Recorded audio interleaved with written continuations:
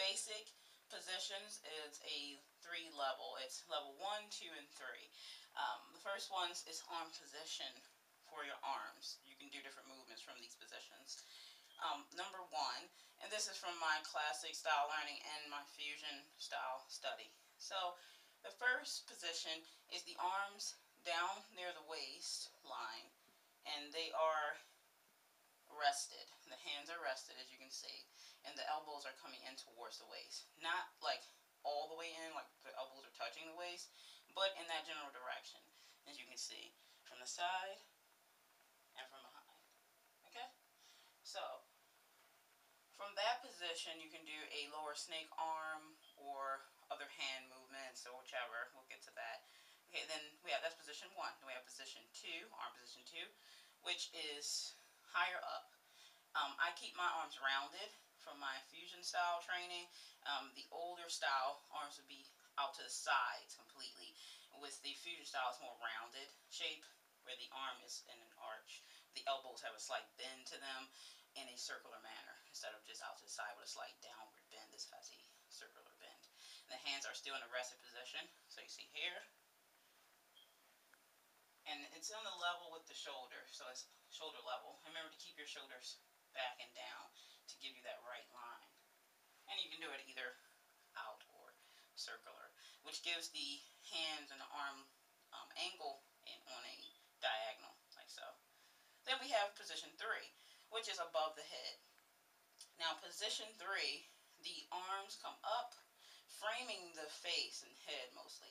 And you'll see the arch here, like that. And you can touch the hands back to back, the back sides of your hands, or you can just leave them away from each other. The key point of this is to never have the arms leaning forward. You want to have the shoulders back and down again, and they are framing your head, as you can see here. This will be level 3. I would call it position 3. And you can do different movements from this too. It's also a good frame. Okay? Again, it's 1, 2. This is also 2, variation. And you have 3 above. Okay? Now, another 2 arm positions is very basic for you to go over. It's S arm and L arm. Meaning we use both arms for these positions. Just call it 1 arm instead of S. So, giving that a go, think about the letter S, which is shaped here. So, what we do is we take either left or right, but I take my left arm, put it above my head, and the palm is flipped over. So, my fingertips are pointing over the right side of my head, like so, and the elbows out to the side, like so. And then I'm going to take my right arm, I'm going to turn on the side, and then I take this one. And if you can see, it's straight forward and it's planted. So when I go on the side, I will be framing my hips, and or if it's in the front, I could do this here, take the hand and face it towards the hip line. So if the hand is flipped this way, face toward the hip line, it's going to frame the hip when you do a hip drop, like so. So that's a good frame, S arm. Okay, frame. So in the shape of an S. So this hand is facing this way for the top of the S, and then the other hand is facing this way for the bottom side of the S. Okay? There you go. And then the L arm, very basic, kind of like think about cheerleaders when they do letters. Very easy. You take one arm, stick it out in front of you, take the other arm, put it above your head, make sure it's lined, make sure it's not like leaning. Make sure it's a straight L. You can have the palm facing towards your head, or you can have it facing forward. I like towards my head, like so. And then make sure your shoulder is, with your arm, is linked. Make sure it's not like this, or like up too high. Make sure it's level with your shoulder. The way to make sure it's leveled, you can look in a mirror, or you can just roll your shoulder back and make sure it's leveled. Okay? You can do this on either arm. So, other side, like so. Okay, L arm. This could be used for like the basic Egyptian and or hip drops, whichever, traveling. To use for traveling, you can do the side variation, which is simply arm out to the side, arm up.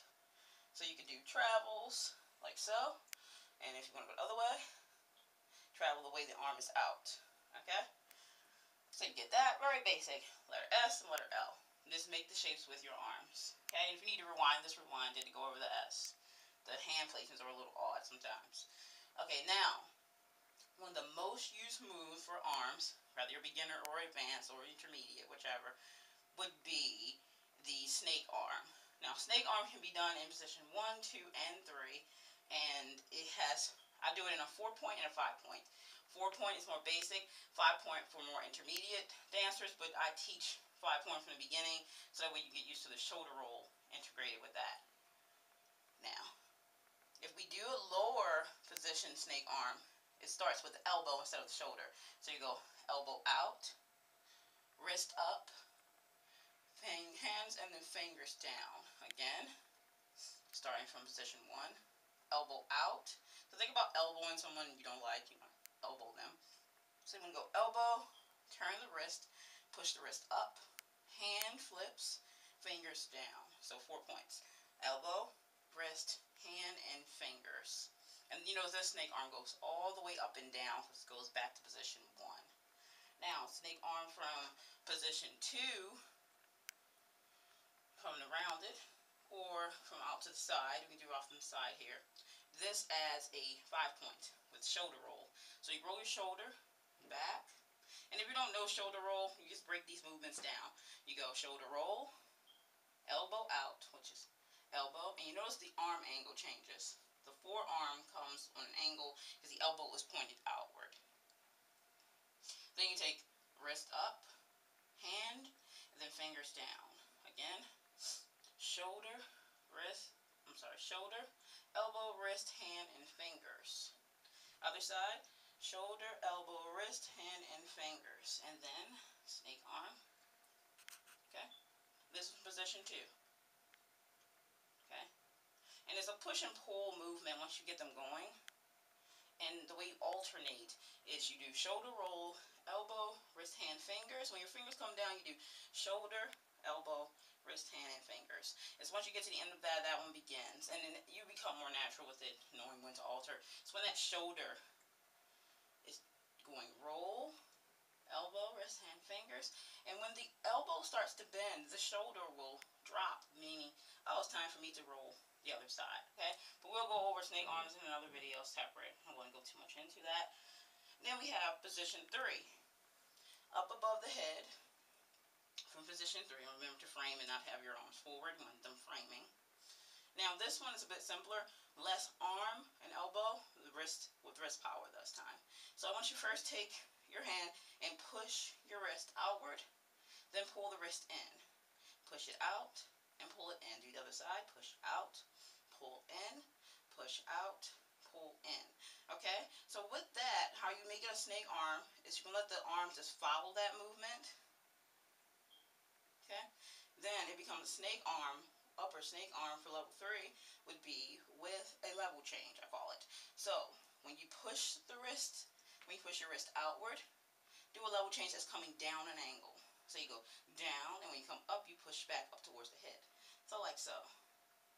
Down and out, in and up. Down and out, in and up, okay? And then alternating, it's like this. When one pushes out, the other pulls in. Alternating, okay? And you can climb all the way down with that. Go into snake arm position 2, and you go right into your snake arms here. Then you can climb all the way down into the lower position to go higher snake arms. Okay? So this has been your beginner lesson, arm positions and movements. Thanks for watching. It's been Yasmin's Learning Belly Dance, your arm exercise.